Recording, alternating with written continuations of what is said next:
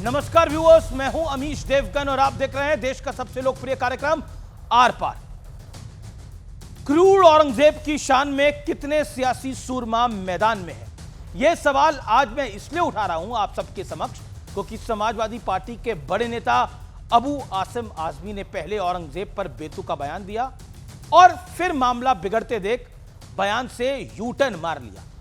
उम्मीद थी कि इससे देश के बाकी नेता सबक लेंगे, संभल जाएंगे, लेकिन हुआ इससे ठीक उल्टा। दिल्ली से बिहार तक, यूपी से राजस्थान तक मुगलों की शान में कई सियासी सूरमा मैदान में कूद पड़े। लेकिन सवाल, प्रश्न यह है कि जो औरंगजेब के नाम पर दीवाने हो रखे हैं, परवाने बने हुए हैं, क्या अपने घर में वो औरंगजेब जैसी औलाद, बेटा चाहते हैं क्या? जिसने अपने पिता को कैद में किया, अपने सगे भाई का सिर कलम कर दिया, काट दिया और फिर उसे थाली में सजाकर अपने बाप को तोहफे में भेंट कर दिया, अपने पिता को तोहफे में भेंट कर दिया। ऐसा पुत्र, ऐसा औलाद चाहते हैं वो लोग क्या? लेकिन आज इतिहास के पन्ने खोलने का भी दिन है व्यूअर्स, क्योंकि यह बताना बेहद आवश्यक हो जाता है कि औरंगजेब और छत्रपति शिवाजी महाराज पर किसकी क्या सोच थी। लेकिन इसी बीच महाराष्ट्र में देवेंद्र फडणवीस जो कि मुख्यमंत्री हैं, उन्होंने खोलकर कह दिया है कि अबू आजमी को 100% जेल में जाना पड़ेगा। तो आज इसी पर देश की सबसे बड़ी पॉलिटिकल बहस, औरंगजेब फैन क्लब में कितने मेंबर हैं? स्वागत है आपका आज के इस बेहद खास एडिशन में।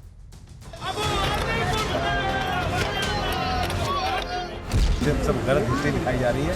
औरंगजेब रहमतुल्लाह अलैह ने बहुत सारी मंदिरें बनवाई हैं। औरंगजेब क्रूर शासक नहीं, बिल्कुल नहीं, बिल्कुल क्रूर शासन नहीं। पहले क्रूर औरंगजेब की तारीफ की, फिर केस हुआ, उसके बाद पलटी मारते हुए यू टर्न। विधानसभा से अबू आजमी को मौजूदा सत्र से निलंबित किया गया। ये सस्पेंशन अखिलेश यादव को भी चुप गया, लेकिन कहानी अब और आगे बढ़ चुकी है। आपका विधायक घोषणा करो ना, उस कमबख्त को निकालो पार्टी से और उसको एक बार यूपी भेज दीजिए, बाकी उपचार हम अपने आप करवा लेंगे। आणि छत्रपती संभाजी महाराजांचा अपमान करेल कोणी असो त्याला सोडलं जाणार नाही। सभापती महोदय जेलमध्ये टाकीन, 100% टाकू। उनको जताने दो, परमानेंटली उसको निलंबन करो। लेकिन महाराष्ट्र से शुरू होकर यूपी होते हुए मुद्दा बिहार तक पहुंच गया, जहां जेडीयू के एक एमएलसी का औरंगजेब प्रेम जाग गया। हिस्टोरियंस हैं, बड़े हिस्टोरियंस, उन सब ने ये कहा है कि औरंगजेब एक अच्छा शासक था और उनको जिस तरह से जालिम बताया जाता है उतना जालिम नहीं था, बल्कि एक लॉबी है जो उनको जालिम बताने की कोशिश कर रही है। 48 साल हुकूमत की है औरंगजेब ने। 48 साल में अगर वो हमारे हिंदू भाइयों का कत्लेआम करता तो कितने कर लेता, रह जाते हमारे हिंदू भाई। अगर वो खुदा न करे हमारे मंदिर शहीद करता तो क्या हमारे मंदिर बचते 48 साल में? लेकिन इससे पहले कि कोई दूसरा कुछ कहता, खुद जेडीयू और बीजेपी ने खालिद अनवर के खिलाफ मोर्चा खोल दिया। लेकिन इसी बीच महाराष्ट्र के सीएम देवेंद्र फडणवीस इस मुद्दे को एक लेवल और ऊपर लेकर गए और शिवाजी के मुद्दे पर कांग्रेस को घेर लिया। पंडित जवाहरलाल नेहरूंनी छत्रपती शिवाजी महाराजांच्या बद्दल त्याचा निषेध करणार आहात का? आहे हिम्मत? आहे का हिम्मत? अरे आहे का हिम्मत? आहे का हिम्मत आहे?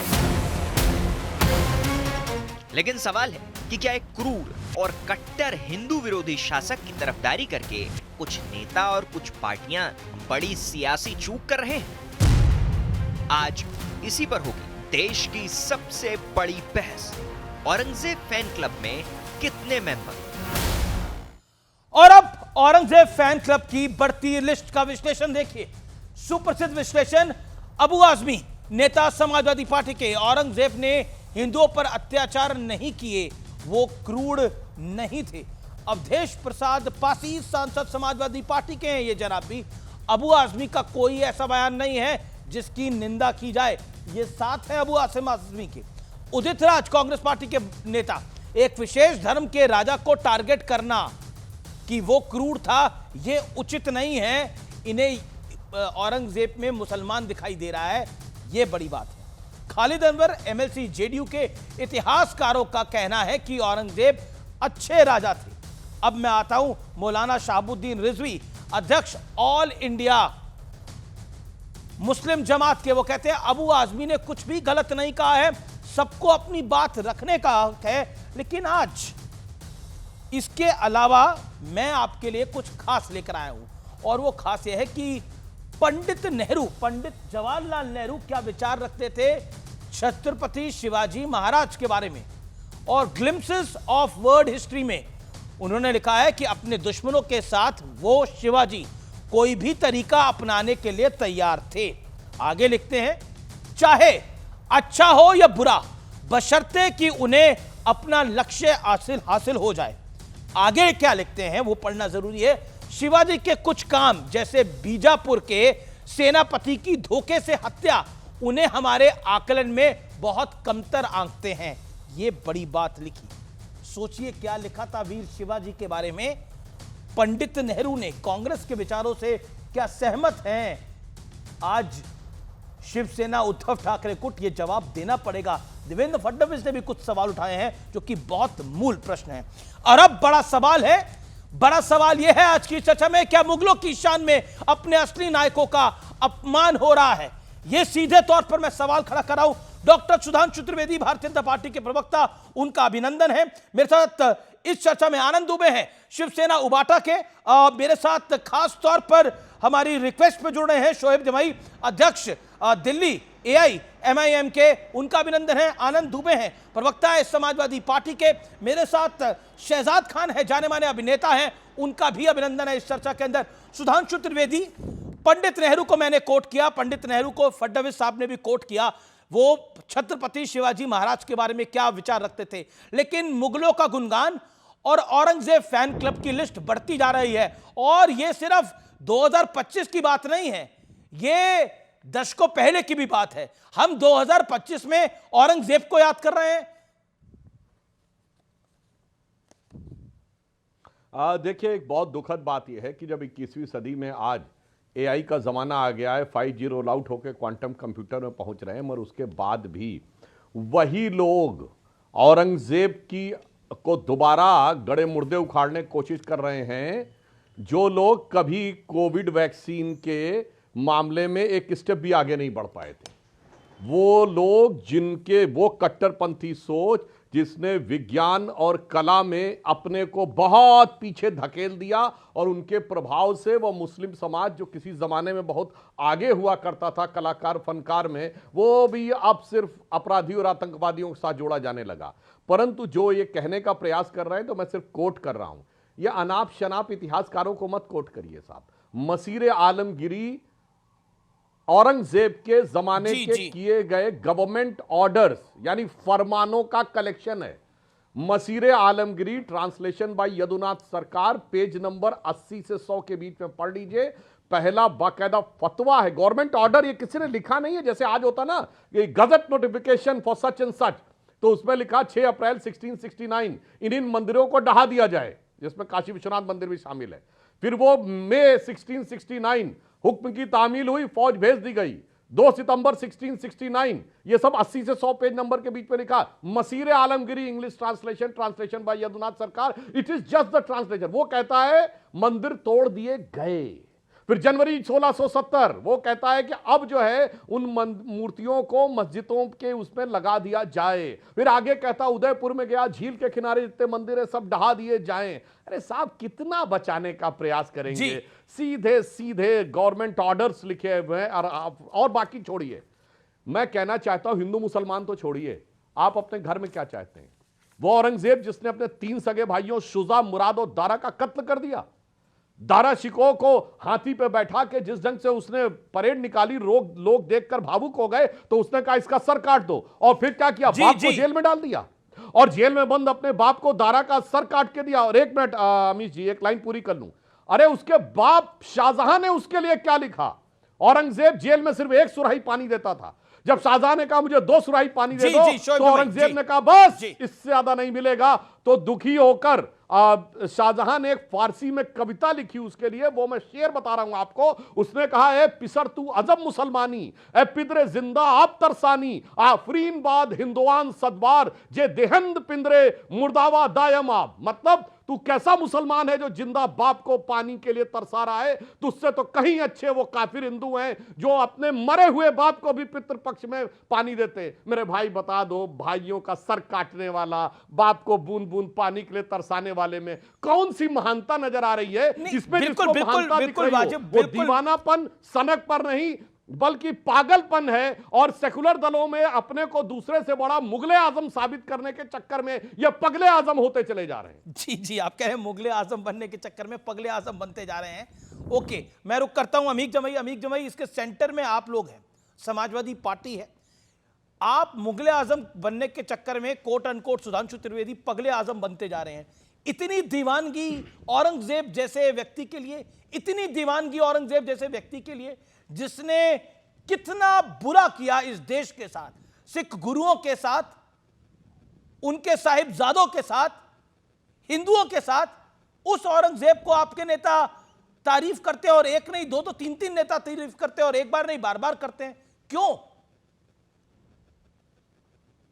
देखिए अमीश भाई, सुधांशु त्रिवेदी जी की पार्टी जो मोहम्मद अली जिन्ना को अपना आराध्य मानती हो और सेकुलर होने का सर्टिफिकेट देती हो, नाथूराम गोडसे को मानती हो, तो उनको इतिहास के आकलन में ज़्यादा पढ़ना नहीं चाहिए, थोड़ा दूर ही रहिए। हम मोहम्मद आज़म खान साहब 2017 में उन्होंने एक तारीखी प्रोग्राम में आगरा में कहा था कि मुग़ल हमारे आराध्य नहीं हैं, मुग़ल हमारे आइडियल नहीं है, हमारे आइडियल इस देश में राम जी हैं, हमारे आइडियल किशन जी हैं। 2017 की बात है, तब तो सरकार भी नहीं आई थी यहाँ पे, चुनाव हमारी सरकार के आखिरी वक्त की बात है ये। सिर्फ बात इतनी है कि जो सरकारें हमेशा इस देश में रही हैं, चाहे वो राजा हर्षवर्धन सरकार रही हो, अशोक की रही हो, पुष्पमित्र शुंग की सरकार रही हो, जब सरकारें बदलती थीं, जो इतिहास में अब तक संकलित इतिहास है, हमारे भारत का इतिहास है, तो सरकारें ऐसी ही बनती थी।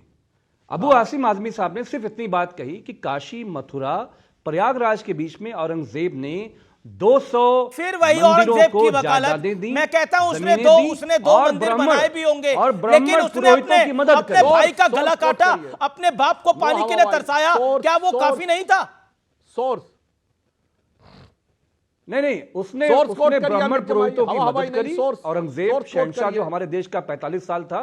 और हमारा सिर्फ ये कहना है कि देखिए, हमारे उत्तर प्रदेश में वाराणसी में मंदिरें नष्ट की गई, अभी नष्ट की गई जब प्रधानमंत्री नरेंद्र मोदी प्रधानमंत्री हैं। आप क्या अयोध्या जी में हमारी धरोहर नष्ट करी गई, काशी का तो जो मंदिरें नष्ट करी गई, प्राचीन मंदिरें, कॉरिडोर बना है, उसको मंदिर प्राचीन मंदिरें करेंगे? नहीं, देखिए इस बात पे तो ऑब्जेक्शन है। अब मैं पूछ रहा हूं, कंपेयर करेंगे, मैं आपसे पूछ रहा सकते हैं आप कैसे कर सकते हैं? स्वामी अभिमुक्तेश्वरानंद जी के जमाने में, नहीं सुनिए, सनातनी सरकार के जमाने में प्रधानमंत्री नरेंद्र मोदी की लोकसभा में प्राचीन मंदिरों को ढहाया गया। ओके, सुधांशु त्रिवेदी, अयोध्या जी में नष्ट किया गया।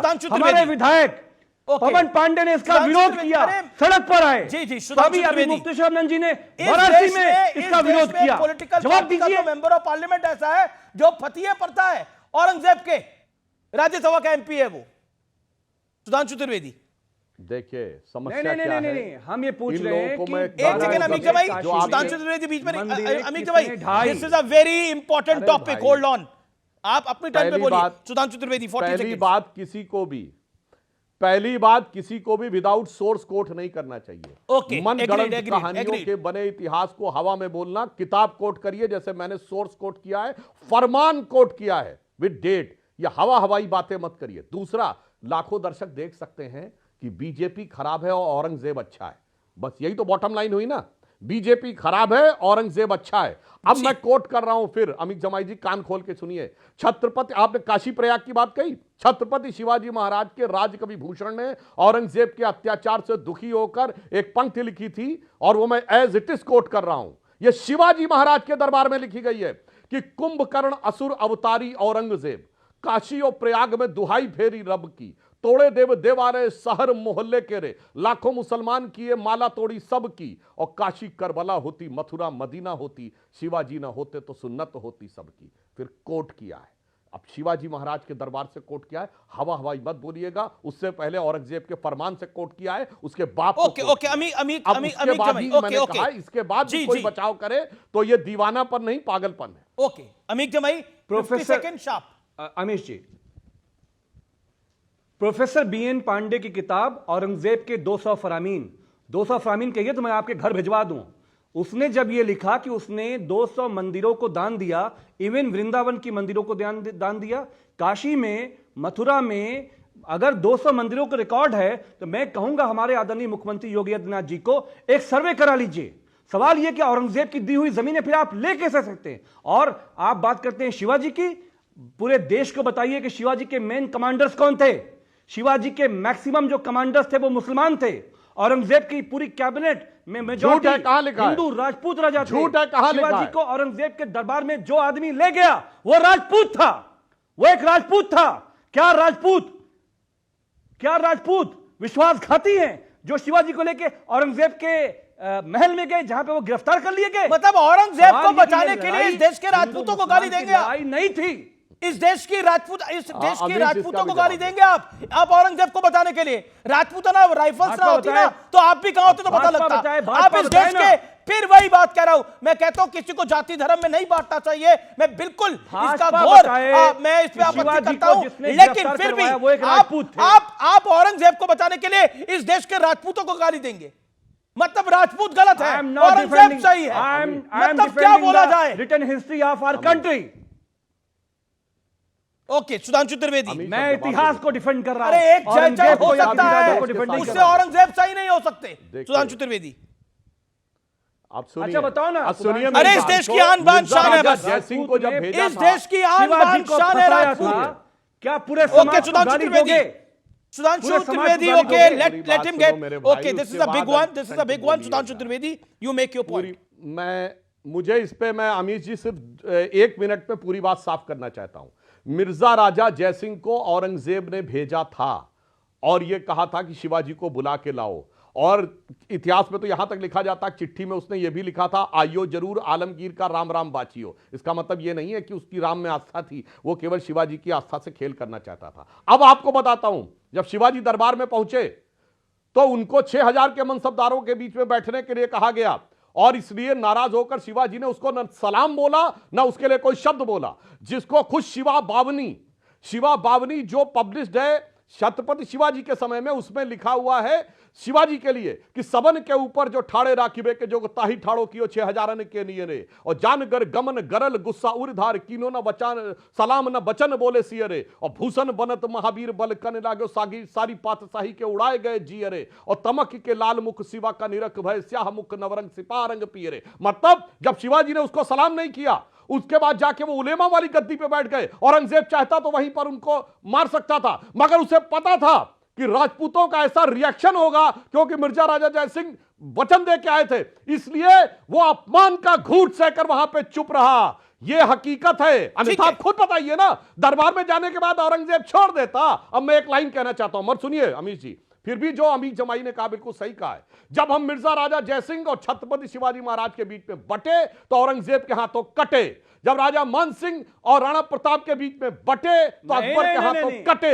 जब जयचंद और पृथ्वीराज के बीच में बटे तो मोहम्मद गोरी के हाथों कटे। यानी साफ दिखाई पड़ता है, बटेंगे तो कटेंगे और एक रहेंगे तो सेफ रहेंगे। इतिहास में हमें यही सिखाता है, वर्तमान में यही सिखाता है। नहीं तो नहीं एक सेकंड, अमीक जमाई, ये तो फिर जो योगी आदित्यनाथ ने बोला, अभी देश तो के आप बांट के बता रहे बोला, थे, गजब बटेंगे तो कटेंगे। बहुत बांट के काटने की कोशिश की मैंने, इसीलिए साफ एक्सपोज कर दिया। आप बांटना चाह रहे थे, आप बांटना चाह रहे थे, औरंगजेब ने काट डाला, आपने बांटा, औरंगजेब ने काटा।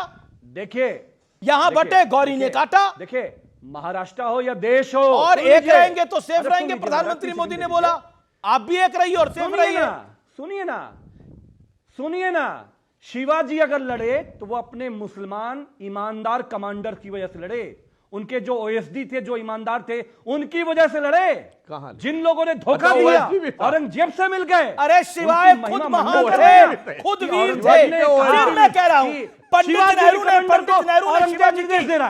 नेहरू ने शिवाजी की शिवाजी पर शिवाजी को कौन नहीं मानता? शिवाजी पर सवाल खड़े करे हैं। शिवाजी को कौन नहीं मानता? आप कर रहे हैं, अब आप छत्रपति शिवाजी की वीरता पे सवाल खड़े कर रहे हैं। वो कमांडर ना होता तो शिवाजी नहीं होते। कमाल की बात शिवाजी करते कौन हैं। थे? शिवाजी थे। गोविंद पानसारे की किताब पढ़ लीजिए। ओके, सुधांशु त्रिवेदी, सुधांशु त्रिवेदी। गोविंद पानसारे की किताब है, शिवाजी कौन थे, पढ़ लीजिए। Okay, Sudhanshu Trivedi, okay, you video point, okay, 50 seconds, okay.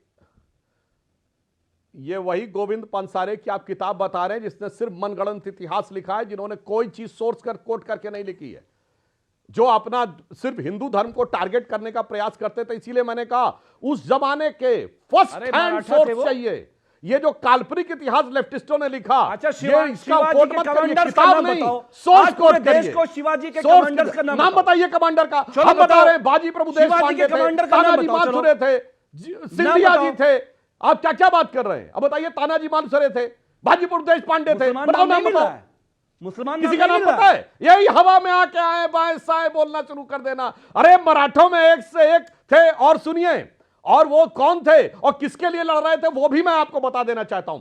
फिर मैं शिवाजी के दरबार को कोट कर रहा हूं। उन्होंने कहा, राखी हिंदुवानी हिंदुवान का तिलक राखी, स्मृति पुराने राखो वेद धुन सुनी में, और शाही के सपूत शिवराज शमशीर तेरी, दिल्ली दल दाब के दीवाल राखे दुनी में। अरे हिंदुवानी के लिए, हिंदुओं के लिए, तिलक के लिए, और वेद और पुराण की लड़ाई लड़ी। ये लिखा हुआ है भाई, हवा में मत कोट करिए। ये कोई काल्पनिक कहानी बता देता है, उसको कहता किताब में लिख दिया अर्जी।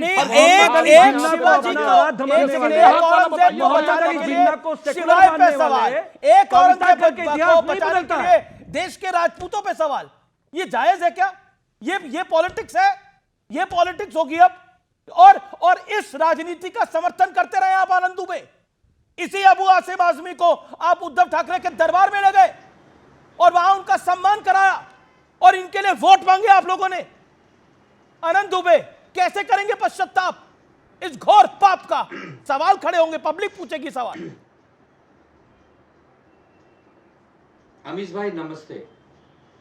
पश्चाताप तो हम लोग कर रहे हैं, और हम लोग कैसे कर रहे हैं? आश्चर्यचकित है कि समाजवादी पार्टी अभी भी क्यों नहीं अबू आसमी से अपना किनारा कर लेती है, क्यों नहीं उसको पार्टी से निकाल देती है। अभी तक तो सिर्फ निलंबन हुआ है। हम चाहते हैं कि उसको पूरे महाराष्ट्र के विधायक के जो उसका नियम है उससे हटा दिया जाए, न वो कभी चुनाव लड़ सके, न कोई लोकतंत्र और संवैधानिक प्रक्रिया में हिस्सा बन सके। हम 100 बार नहीं 1000 बार कह रहे हैं अमीश भाई कि हम सब छत्रपति शिवाजी महाराज, छत्रपति संभाजी महाराज, पृथ्वीराज चौहान जी के विचार आपको पता नहीं थे जब आप उद्धव जी से उनका सम्मान कराने के लिए ले गए थे? वो हम नहीं ले गए थे। वो जब अवधेश प्रसाद के साथ बहुत सारे सांसद चुन के आए थे मुंबई में, तो वो सबके साथ वो भी पीछे से आ गए थे। ये तो सांसद अभी भी नहीं है।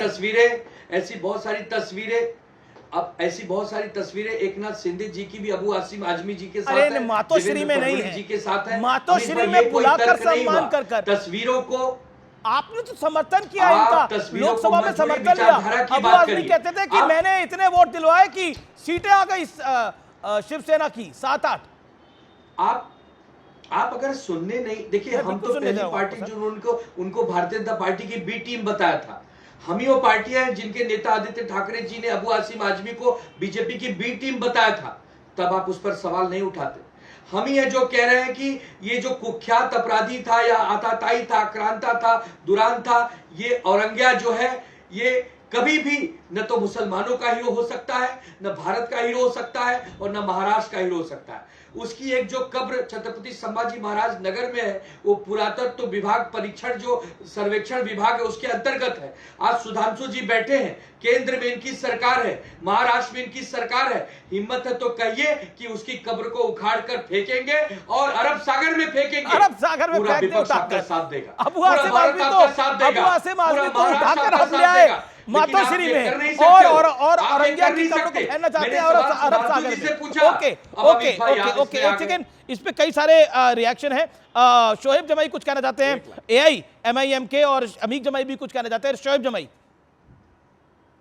शिवसेना कह रही है कि औरंगिया की पूछा सुधांशु जी से, कहना चाह रहे हो लोग।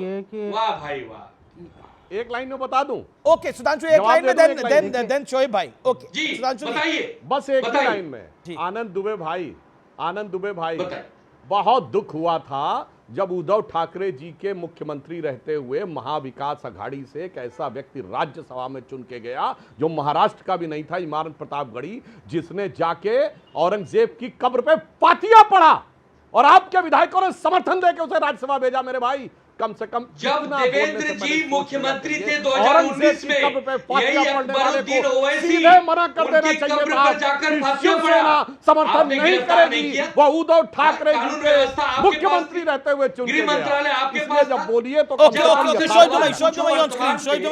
आप ले जाते हैं अतीत पर। शोएब जमाई अब औरंगजेब की कब्र को फेंक देना चाहिए, मतलब उसके मकबरे को फेंक देना चाहिए अरब सागर में, शिवसेना कह रही है, उद्धव ठाकरे वाली शिवसेना। देखिए, सबसे पहले तो सुधांशु त्रिवेदी जी ने आर्टिफिशियल इंटेलिजेंस से शुरुआत की थी। मैं भी कहता हूं कि आर्टिफिशियल इंटेलिजेंस के दौर में आप भारत के नौजवानों को, युवाओं को क्या सिखा रहे हैं। छावा जो एक उपन्यास शिवाजी सावंत जी ने लिखी थी, और उसके बाद पिक्चर जब बनाई जाती है तो क्रिएटिव लिबर्टी, एक क्रिएटिव फ्रीडम ली जाती है।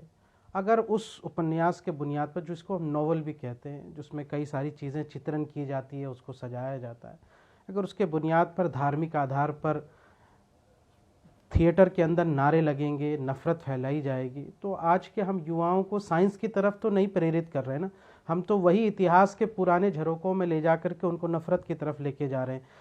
सुधांशु त्रिवेदी जी को ये बताना पड़ेगा कि जिन इतिहासकारों के वजह से हम इनको जानते हैं या उस एरा को जानते हैं, वो सब इतिहासकार तो हिंदू ब्राह्मण इतिहासकार थे, चाहे डी.एन. झा हो, रोमिला थापर हो, या उससे पहले जो अंग्रेज इतिहासकार रहे, जिन्होंने इनके बारे में हमें बताया। हम तो टाइम जोन में जाके देखे नहीं।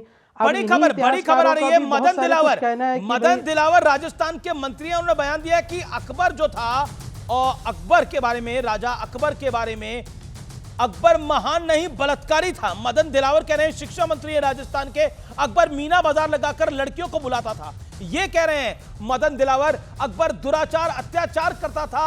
एक तरह से अकबर को महान नहीं, निकम्मा था, नीच व्यक्ति था अकबर, यह कहा गया है। और मैं रुक करता हूं शोएब जमाई का। शोएब जमाई जी, देखिए, एक हमारी पार्टी का एक ऑफिशियल स्टैंड है कि अबू आसिम आजमी साहब से हमारे बहुत राजनीतिक मतभेद रहे, लेकिन जो इस वक्त उनके साथ हुआ है वो बहुत ही अलोकतांत्रिक है। राजनीति में या लोकतंत्र में कम से कम अपनी बातें व्यक्त करने का अधिकार होना चाहिए, लेकिन ये सबक भी उनको सीखना चाहिए कि जिस शिवसेना की वजह से उन्होंने MIM को गालियां दी, आज वही शिवसेना जो है उनके लिए ना सिर्फ परमानेंट निलंबन की मांग कर रही है, बल्कि पूरे महाराष्ट्र से निकालने की बात। ये सबक होना चाहिए कि जब आइडियोलॉजी मैच नहीं करता है तो आप कैसे उनके साथ चले जाते। क्या ऐसी राजनीतिक मजबूरी रहती है? कभी कभी अपनों को पहचाना भी कीजिए कि कौन अपना है और कौन बेगाना है। आप कितना भी कुछ कर लेंगे, लेकिन अगर आपने उनके पिच पर बैटिंग नहीं की तो वो आज अबू आसिम आजमी की हालत ये हो गई है कि परिवार का खतरा हो गया, उनको जान का खतरा हो गया। और यही अबू आसिम आजमी पानी पी पी करके MIM को गाली दिया करते थे, क्या क्या नहीं कहा उन्होंने। आज हम उनके साथ सिर्फ इसलिए खड़े हैं कि नैतिकता का पैमाना है, और हमारी पार्टी ये बताना चाहती है कि हम अपनों के साथ खड़े हैं, लोकतंत्र में, और उस व्यवस्था के साथ खड़े हैं जहां सिर्फ अभिव्यक्ति की आज़ादी के ऊपर किसी के ऊपर जान का खतरा नहीं हो सकता। मैं भी बोल रहा हूं, हो सकता है कल को हमारे ऊपर भी कुछ सारी चीज़ों, तो हालात ऐसे हो गई है देश की कि आज अल्पसंख्यक कुछ अपनी बातें व्यक्त भी नहीं कर सकता, जबकि नफरत हर तरफ। तो समाजवादी पार्टी कौन सा उनके साथ खड़ी हो रही है? समाजवादी पार्टी भी तो इनडायरेक्टली हटी रही है। शोएब जमाई भाई, सबक है ना उनके लिए कि आप जब आप शिवसेना के साथ जब खड़े थे, जब आपको राजनीतिक लाभ की जरूरत थी, आज जब यहां से आपको जरूरत थी, इंडिया गठबंधन आपके साथ खड़े रहे। बताइए, अबू आसिम आजमी के साथ कांग्रेस वाला कौन खड़ा है? कौन NCP का खड़ा है? कोई खड़ा है क्या? कोई नहीं खड़ा है। यहाँ तक कि समाजवादी पार्टी के नेता भी बस्ते बचाते नजर आएंगे। लेकिन औरंगजेब के बारे में इसलिए मैं कह रहा हूं, इतिहास के झरोखे में मत जाइए, वरना यहाँ से महाकाल की जो मंदिर उज्जैन में है, वहाँ एक प्रथा है कि स्टेट के द्वारा जो है ना घी पहुंचाया जाता है दिया जलाने के लिए। इसकी परंपरा औरंगजेब काल से शुरू हुई थी, अगर आप इसको देखेंगे इतिहास। और इन्हीं इतिहासकारों ने बताया, जो ब्राह्मण हिंदू इतिहासकार थे।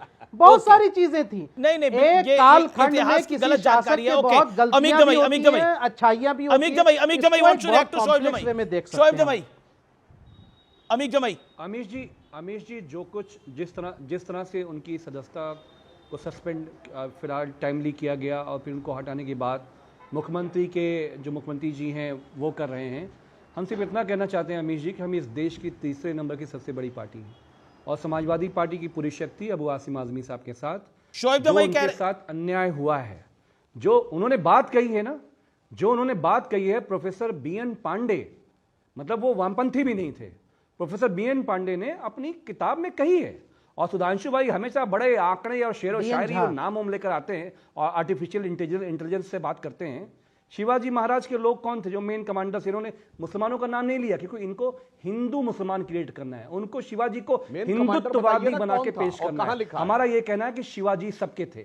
उनका नाम सुनिए आप, सिद्दी संबल शिवाजी के नौसेना के कमांडर, इब्राहिम खान शिवाजी के तोपखाने के कमांडर, और सबसे मोस्ट इंपॉर्टेंट गुप्तचर विभाग में उस इंसान को रखा जाता है जिसपे सबसे ज्यादा दुनिया में सोर्स क्या है आपका? मौलाना हैदर अली। अमीक जमाई आपका सोर्स क्या है? हैदर अली उनका आईबी का चिप। सोर्स क्या है? इंफॉर्मेशन का सोर्स क्या है? गूगल के अलावा सोर्स क्या है? किताब का नाम, पन्ने का नाम बताइए। गोविंद पानसारे की शिवाजी कौन थे? गोविंद पानसारे की किताब पढ़ लीजिए, आप काउंटर चेक कर लीजिए। अगर गलत सुन लीजिए, अगर गलत साबित कर दिया, पूरी जिंदगी पब्लिक लाइफ, ओके, पूरी जिंदगी में राजनीति छोड़ दूंगा मैं। समाजवादी पार्टी के लोग, उनके स्पोक्स पर्सन, उनकी टीम ऐसे नहीं पढ़ती है। मजेदार चाल थी कि एक किताब में एक, सुनिए, अरे यार बाबू मैं पूरी बात सुन लो मेरे भाई, ऐसा परेशान मत होइए। पहली बात तो मैं साफ कह दूं, शिवाजी के आप हिंदुत्व के विचार को डाइल्यूट करने की कोशिश कर रहे हैं। उन्होंने रायरेश्वर मंदिर में शपथ ली थी और बाकायदा हिंदवी स्वराज्य नाम रखा था और बाद में उस साम्राज्य का नाम हिंदू पद पातशाही हुआ। कान खोल के सुनिए अमीक जमाई, हिंदू पद पातशाही उस साम्राज्य का नाम हुआ। इसलिए आए बाएं मत बोलिए, अब बता रहा हूं ये वामपंथी लोग क्या गेम करते हैं। एक कोई किताब लिखता है, दूसरा उसको कोट करता है, तीसरा उसको कोट करता है। मैं एक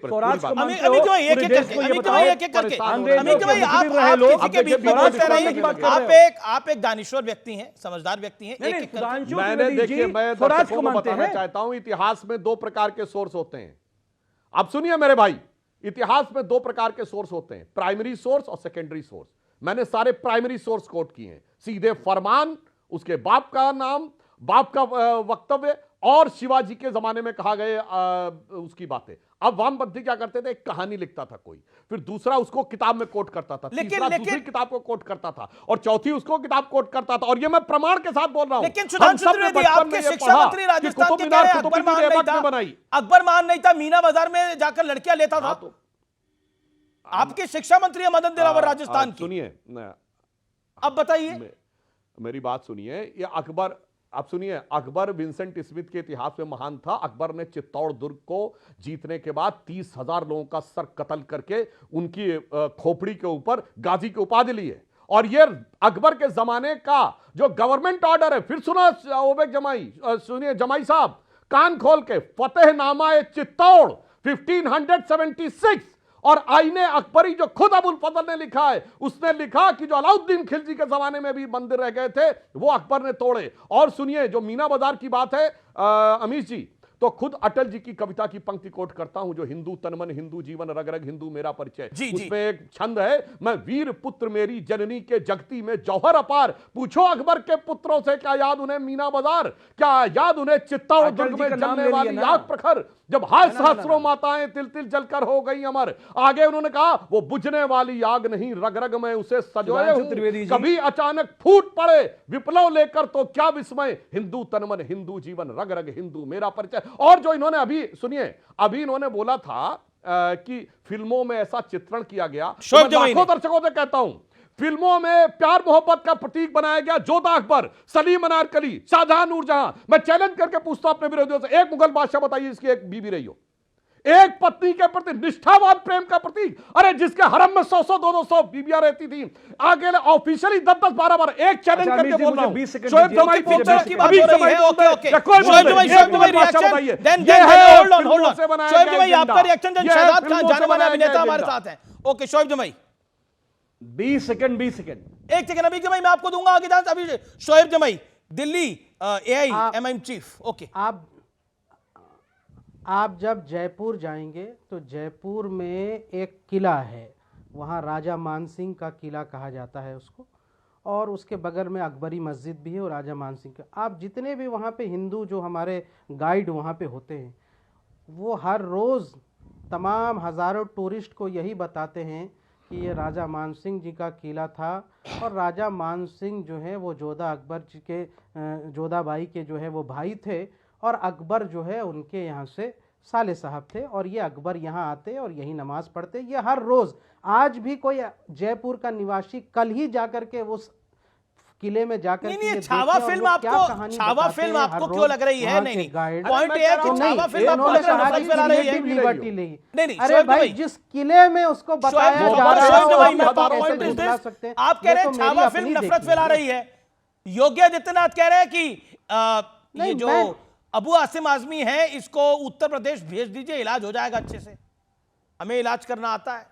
आप मेरे जुबान पे शब्द मत डालिए, मैंने नहीं कहा। मैंने कहा कि छावा जो है एक नोवेल थी, एक जो है उपन्यास है जिसको शिवाजी सावंत जी ने लिखा, और उस पिक्चर के डायरेक्टर ने बताया कि हमने एक क्रिएटिव लिबर्टी लेकर के इसको चित्रण किया है, यानी कि सारी बातें तथ्यात्मक रूप से सही नहीं होगी जो दिखाई गई है, लेकिन इस बुनियाद पर, किसी धर्म के बुनियाद पर नफरत करना ये ठीक नहीं है, क्योंकि राजाओं की लड़ाई औरंगजेब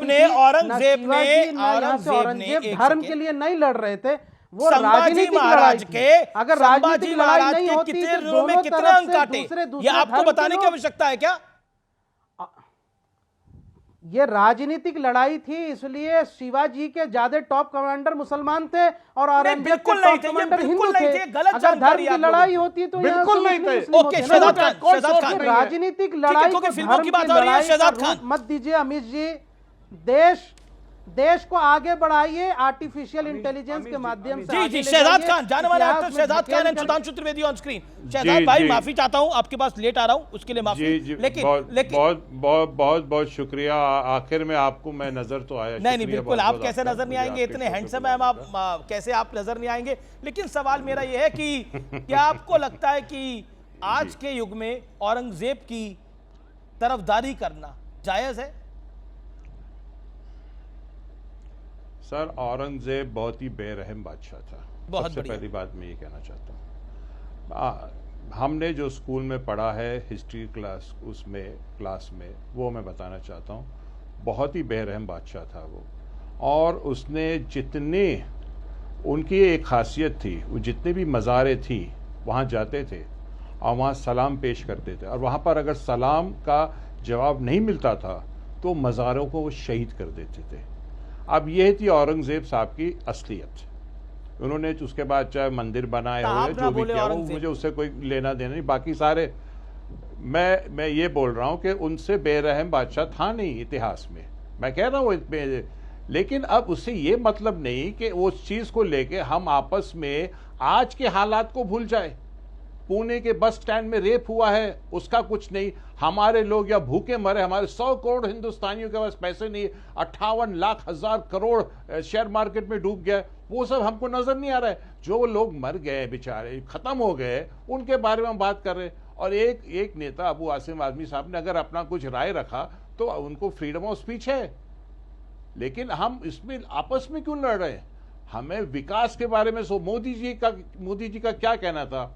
और सुधांशु जी, आप इतने इंटेलिजेंट इंसान हैं, आप इतने पढ़े लिखे हैं, आप इतने ज्ञानी हैं, मैं देख रहा था, सुन रहा था, आपको ऑब्जर्व करता हूं, मैं आपका फैन हूं।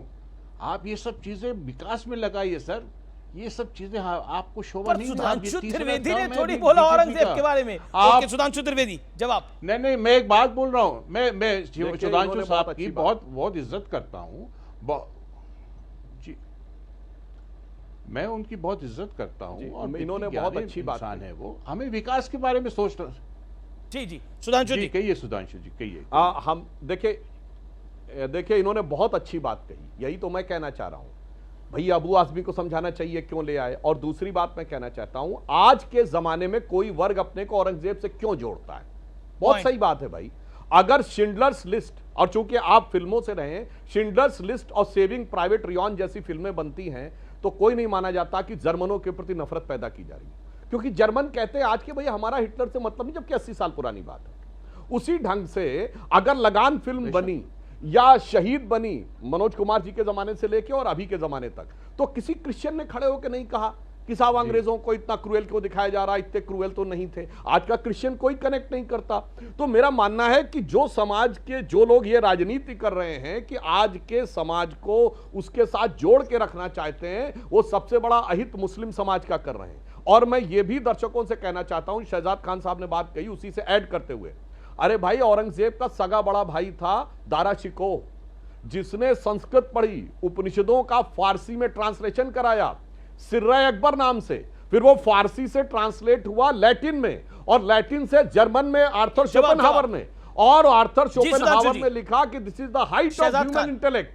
तो इसलिए मगर उस दारा शिकोह का नाम कहीं नहीं लिया जाता। और आपको बात बताऊं, जिसको आप गंगा दमनी तहजीब कहते हैं, दारा शिकोह ने किताब लिखी मंजुमल बहरीन फारसी में, जिसका मतलब है दो समुद्रों का मिलन, जिसमें उसने हिंदू धर्म और इस्लाम के बीच में कुछ अच्छाइयां खोजने का प्रयास किया। मगर मैंने आज तक किसी सेकुलर को दारा शिकोह की जयंती मनाते नहीं देखा। 2007 में लेकिन क्या शहजाद खान, आप अपने आप को शहजाद खान आज आप इस देश के सबसे बड़े कार्यक्रम में हैं, और मैं आपसे बड़ी जिम्मेदारी से सवाल पूछता हूं।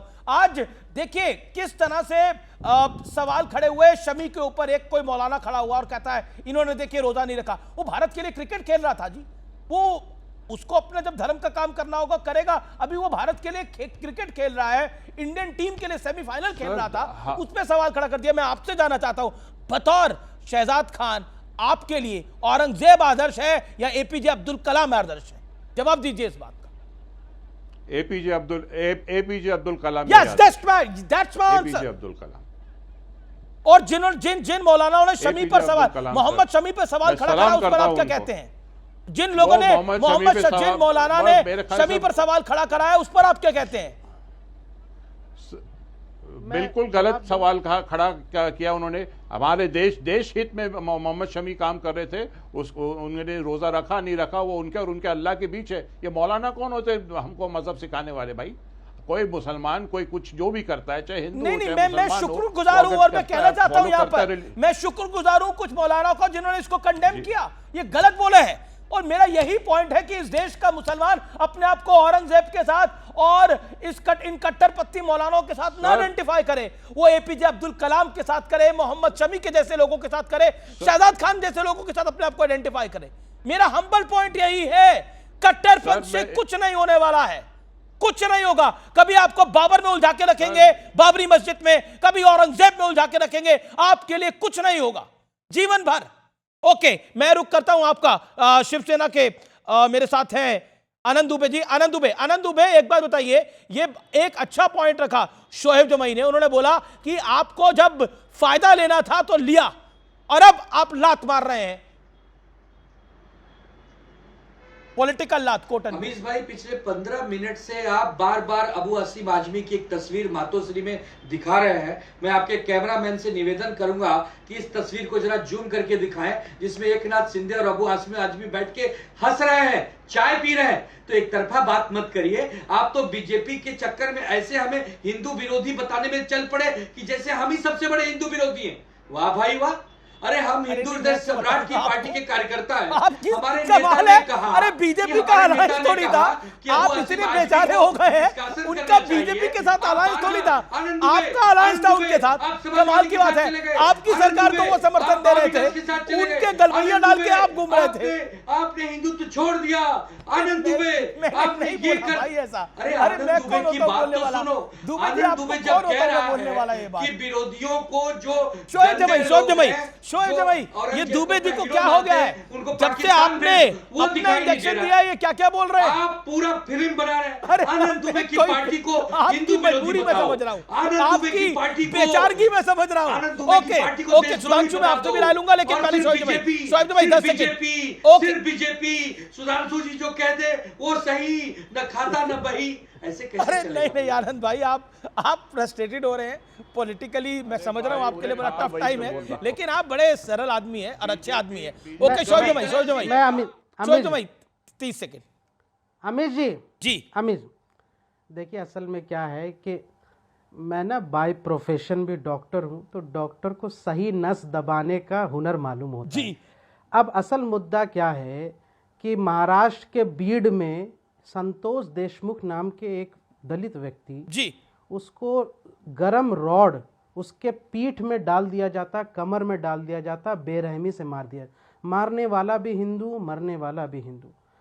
बात हिंदू मुस्लिम की नहीं है, बात एक इंसान की जान की। आप देख रहे हैं न्यूज 18 इंडिया पर आर पार का ये सुपर डुपर वीकेंड एडिशन। एक बार फिर आपका अभिनंदन है और हम बात कर रहे हैं औरंगजेब की और उस पर बन रही सियासत की और क्यों हो रही है उसकी।